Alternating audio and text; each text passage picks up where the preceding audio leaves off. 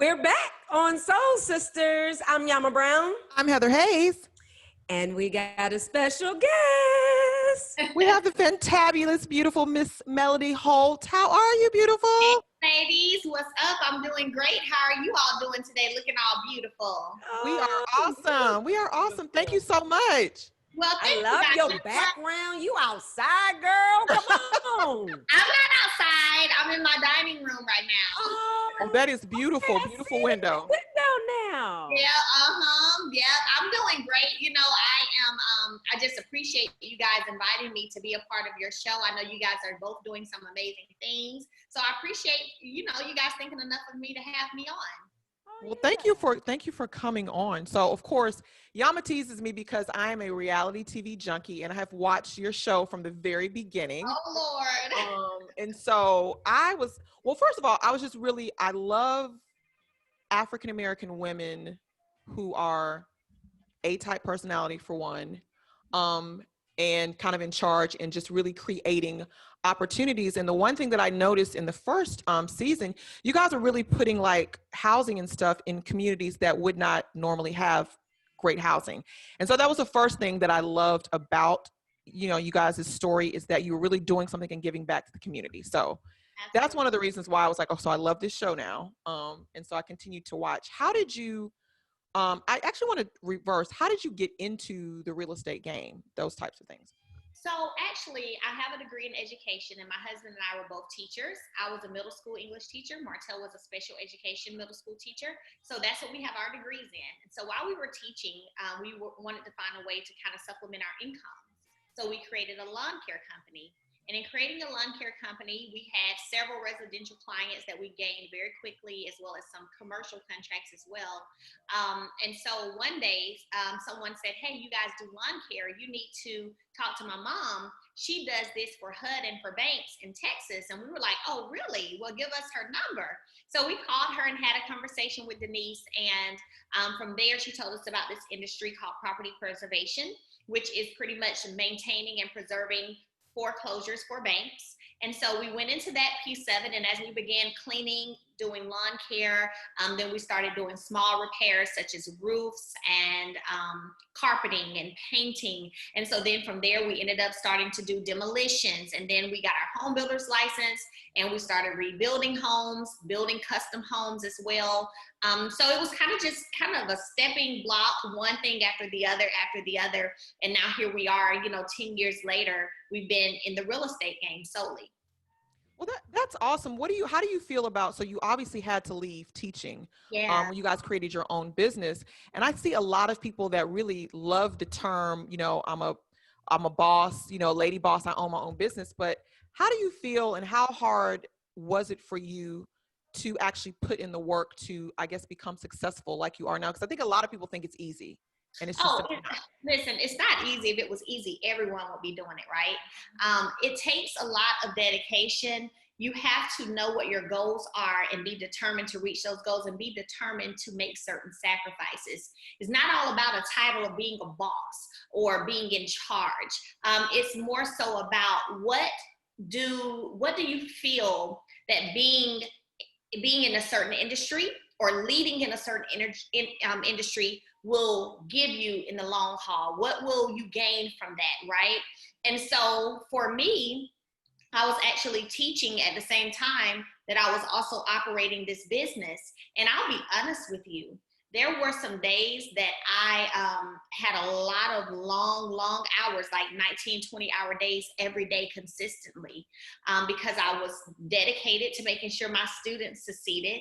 Then I was also dedicated to not giving up on what I knew and saw that this business endeavor could do for my future and set my family up and my children up, right? So I had a lot of long days.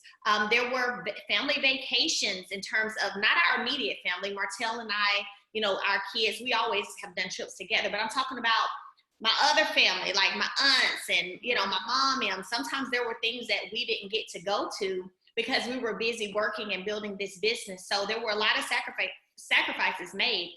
I was, 25? So, most other 25-year-olds that were around me, they were still, having a good time, enjoying life, partying, going to the club, you know, doing whatever they wanted to do. Me, on the other hand, I was creating flyers to advertise a lawn care business to place on doors of potential clients. I was working on putting together proposals for different contracts, right? Invoicing. So it was kind of one of those things where it was just a lot of sacrifices that were made, but I just felt in my gut that, and this is something I still believe to this day, you get out what you put in. If you put in a lot of hard work, I promise you the yield, you're going to get something great out of the harvest. Will be great. It will be plentiful. You're not working in vain, and you're not doing what you're doing in vain. Something great is going to come out of it. And so having that mindset, which is so important, having the mindset of knowing that I'm busting my butt now, I'm putting in a lot, I'm sacrificing a lot, but I know that the results will be great. You know, you've got to think like that. I mean, I just, like I said, I see we were just talking before you came on air about so many African-American small businesses really flourishing and succeeding. And so it's just really, I just like to see that on television because it gives other people, you know, the encouragement that they too can do it with hard work. So what made you decide? Because a lot of people, you know, would not have decided to do a reality show. So what was your thought process in the decision-making in that? So whenever we originally had the show idea for a reality TV show to be based out of Huntsville, it started with a conversation that my husband and I had, and he said to me, hey, what is it that you think you want to do in the long run? What could you see yourself doing? You know, and I said, well, I would love to do acting, hosting, something in the entertainment industry of that nature. And so from there, because we were very young, very successful, very quickly, and we had these beautiful children, this beautiful family, and this wonderful lifestyle showing Black excellence, we said, you know what, let's put together a treatment for a potential show to be based out of Huntsville, showing our lives, showing our work ethic, and showing what hard work can give you in return, right? So we put together a treatment. We sat down and we met with Carlos King. Everyone knows that he's the king of reality TV. And whenever we met with him, he absolutely loved, first of all, when he first saw us, he was like, oh, yes. He was like, I see y'all being on Housewives. And Martell, he's telling him immediately, he said, yeah, no, I want to keep my wife. And this was at a time when everybody was going through a divorce on Real Housewives. And so anyway, we stayed in contact with Carlos over the years, pretty much showing him why Alabama, Huntsville in particular, would be a great place for a reality TV show. And so I remember Martell and I put together some video footage, sent it to him that night. He sent us a contract. He was like, oh my gosh, I want you guys to sign with me. Give me an opportunity to get you a show. I don't want you to work with anybody else. We were like, we don't want to work with nobody else. We're trying to work with you. And so he sent us a contract over. We signed it. He had a certain time frame to get us a show. We were probably about a fourth of the way in that time frame. And he said, hey, look, things are looking great. I'm getting some wonderful feedback, but my specialty is ensembles. I can get ensembles sold very quickly. So if you're wanting to move fast, if y'all got some friends maybe that you want to do an ensemble with, that's something else that we could do, up to you. So at the time, we were hanging really closely with the Scotts. And so our response was, oh, heck yeah, we got some friends, you know, sure, absolutely. And so hence now here we are with the Love and Marriage Huntsville. That is, it's so, to me, it's so funny because, of course, I had read your story, so I knew that this was your brainchild. But in watching how, in watching how things have played out, I would say with your friends, and being that you this was your brainchild, and I think me and Yama can kind of attest to that because of our lineage, because of our parents. You kind of see how people change, or how people, you know what I mean? And did you think that it would affect your friendships in the way that it has? Oh, absolutely not. I don't think that anyone goes into reality TV thinking that the friendships, the relationships, the marriages will be affected negatively. However, you know, sometimes things happen. Sometimes, you know, people's true colors come out, and there are things you may find out about them that you don't like. And then this is real life. Like, we're not a casted group. There weren't auditions. We're actually in the same cities. We actually know some of the same people. We actually run into each other here and there. Like, this is, you know, it's real life for us. So the fact that it has negatively affected us, I don't think any of us could have guessed 2-3 years ago that it would be where it is. Well, I mean, I want to say that you have handled it to me as I'm watching with grace. And like I said, I think me and Yama recognize that type of behavior because when you grow up with famous parents, you see a lot of changing and necessarily people are not necessarily polite to you or envy or jealousy or things like that. And the way you have navigated it and you've been so transparent through it, I think that ultimately when it comes to your friendships and your marriage, I feel like it is very helpful for other people to be able to see that and witness that and see you on the other side of it. Did you knowingly do that? Or is it just something that organically happened while you were going through it? Or wasn't an intent behind, no, I want to show this, I don't want to hide it? Or, you know what I'm saying? Was it just something? It was a mixture of both. I mean, organically, I'm just a very real person anyway. I'm very outspoken, very straightforward. I'm not one to hide behind anything and make my life seem perfect and not be transparent. That's just how I am. So it was organic, but then also I did make the decision that I wanted to be transparent. If I'm going to do reality TV, I'm going to do real TV. It's going to be real, you know? So that was the other piece of it as well. So, you know, as things began to transpire in the relationships and the marriage and the friendships, those things just naturally became something that was displayed because they were actually happening in real time when they were happening. And so that's how the audience, you know, was able to get a piece of what was actually going on. I think now that you've been in it a few, you know, a couple seasons now, and knowing how things kind of are, you know, with different relationships, would you do it again? Probably not. Not in this capacity. Okay.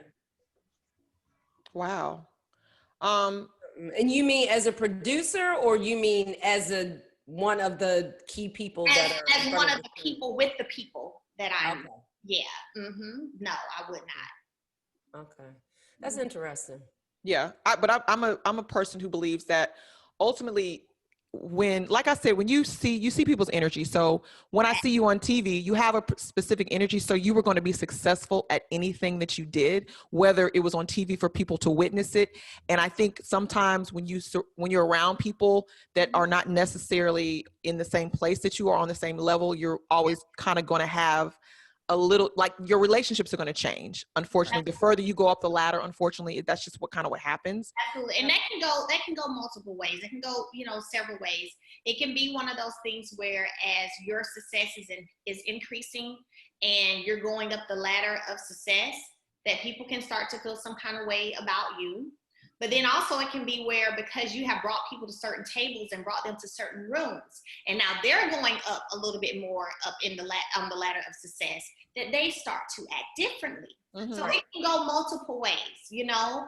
I think that what you guys witnessed season 1, there were a lot of things that were, I guess, thrown in terms of how my behavior or personality was, or that I changed as I was, you know, doing public speaking and motivational speaking and going to galas and going to events and doing all of these things. So I was being called bougie and I was being called this, I was being called that, and saying that I changed, when in all actuality, I was continuing to be me and go on the purpose that I wanted for my life. So now it's interesting to me, and I'm not saying that it's a bad thing, because we all should have people who inspire us. We all should have people that we watch who we want to say, man, they're doing this really well. I want to grow in that area too. There's nothing wrong with that, right? But it's very interesting to me when I look at and see how I was categorized a certain way because I do photo shoots and go to galas and I do public speaking, and now those same people are doing the same things. The thing is, so was there a problem because those doors were open for me at that time? They weren't for you, but now that they are, it's okay to do those things. That kind of stuff, I can't think of any friends ever that I've ever had a problem with seeing them grow and seeing them blossom, you know? And then it's very interesting whenever you kind of start doing the same thing. And so, you know, I just feel like I said, that can go both ways, whether it's you're going up the ladder of success, or now that you've introduced people to certain things, they're going up the ladder of success, and then they begin to start thinking a different way. So yeah.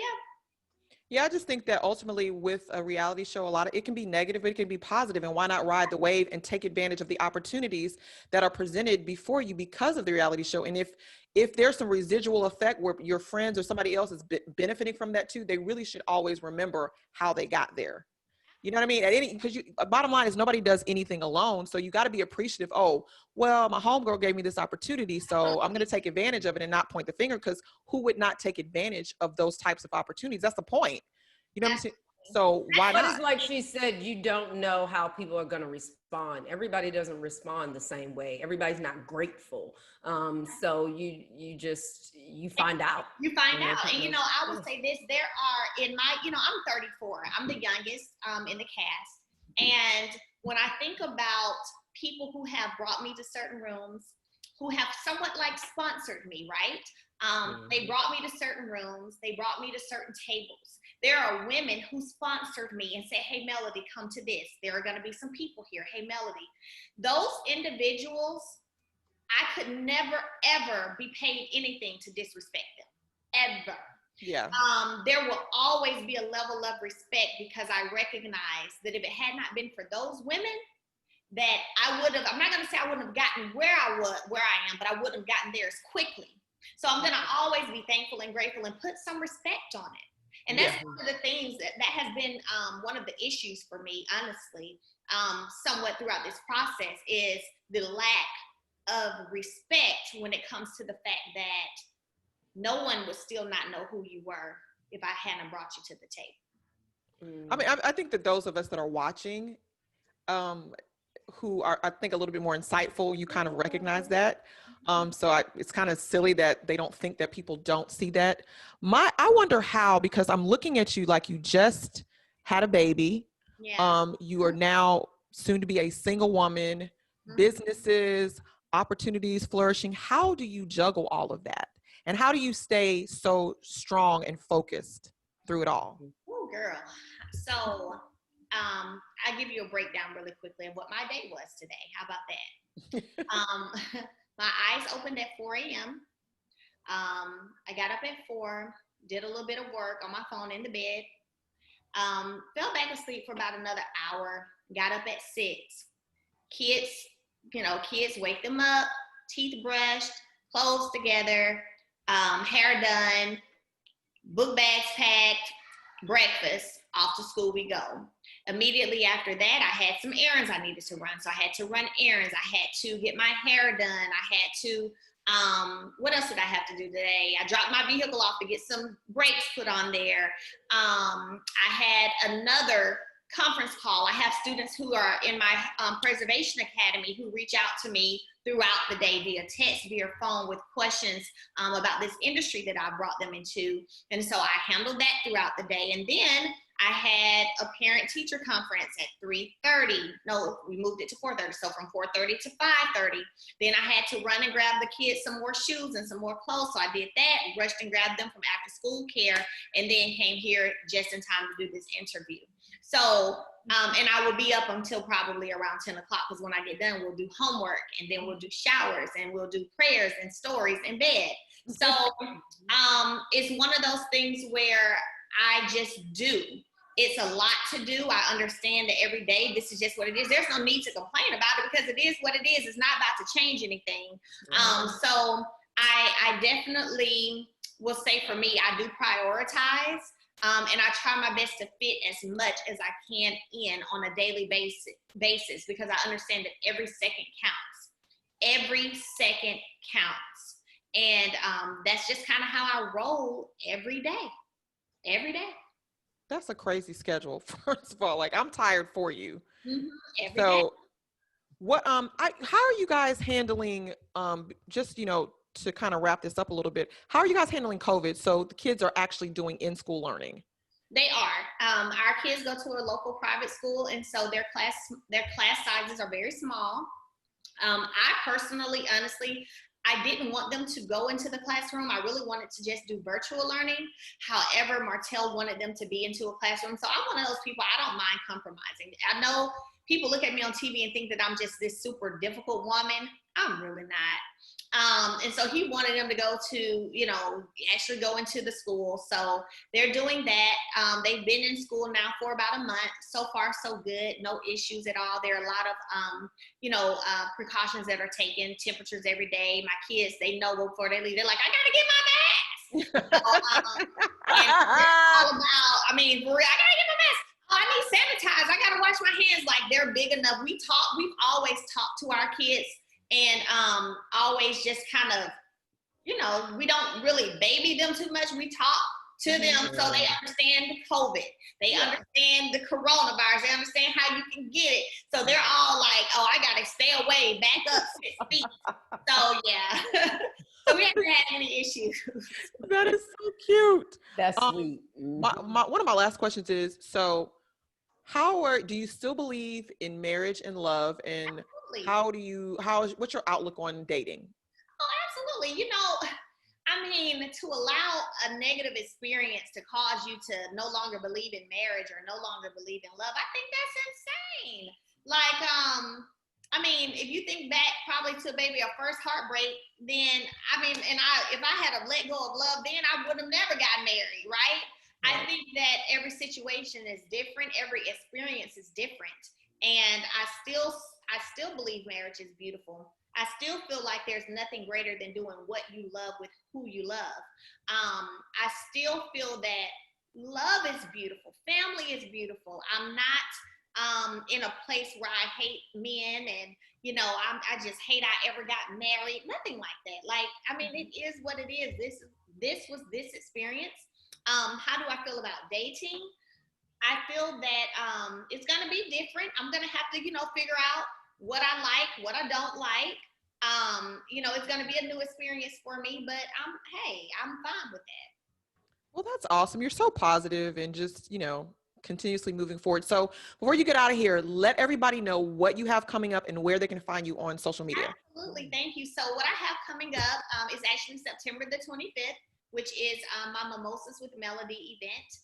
And it is a virtual event. This is my 4th one. Usually we have like a brunch at different locations. I've had one in Atlanta, some in Huntsville. So this one is virtual. So literally everybody can be a part of this. And the ticket prices are $39.99. I have some amazing people who are part of the panel. I have 2 different panel discussions that happen. I have 2 one-on-one interviews that will happen. You're going to hear from one lady who turned $500 into over $100 million in less than 6 years. She's been featured in Forbes, Essence, Courtney Adelaide. She's the owner, creator of The Main Choice. So I've got her. I've got the Dr. Shanita Foster, Dr. Heavenly from Married to Medicine. A lot of people don't understand she has a lot of businesses that she has been a part of, owned, and run for many years that has contributed to her success. So we're going to dive into that. I just have Derica Harwell, guru of business credit and personal credit. Like, she is the guru. She knows everything. So she's going to be a part. Like, when I tell you we're about to have an amazing, as women, an amazing come together to really get some gems, learn some stuff, and just have a good time. So I tell everybody, grab a mimosa, grab your girlfriends, tell everybody. You can get your ticket at masterclasswithmelody.com. And again, tickets are $39.99. We are doing limited seating because we want to be able to, not have too many people in there. So in the meeting. So make sure you get your ticket and come be a part of the 4th Mimosas with Melody. Well, that is awesome. I want to thank you so much for coming on. Your energy it comes through my computer screen as it does on TV, which is what I thought. And so so usually we do in studio. We actually have a studio here in Atlanta. So when COVID has died down and you happen to be in Atlanta, we're going to get you to come and co-host. We're going to get somebody because we do all types of people, artists, singers, athletes, actresses. Yeah. So you got to come in. Since you want to do some hosting, you can come in and because it's actually, we're on radio. So we're going to have you, hopefully you would come in and, do a show with us. That would be fun. Just let me know. Like you said, whenever everything calms down and we're out of this pandemic, I would love to. That would be amazing. I know. Thank you so much. You guys, this is Melody Holt. She is the true boss lady, for real, y'all. She's doing it big. Melody. Thank you so much. And you guys can follow me if you're not following me, Melody S. Holt on Instagram and Facebook. Thank you.